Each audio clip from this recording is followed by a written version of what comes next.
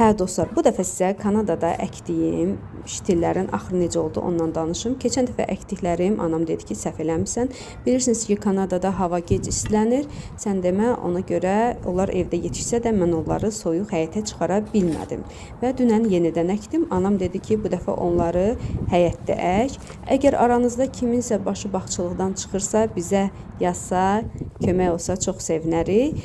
Onları əkdim, üstünü də plastiklə bağladım ki, bu aralar havalar yenə soyuyacaq, soyuq olmasın, ümid eləyirəm bu dəfə alınır. Bu arada bizim də könlümüzdən çay keçdi, dedik elə həyətdə quraq, elə deserti də həyətdə eləyək.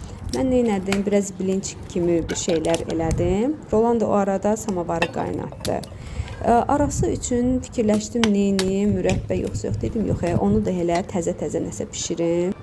Gilə meyvələrdən tökdüm, biraz sos hazırladım. Ay, o qədər ləzzətli çıxdı.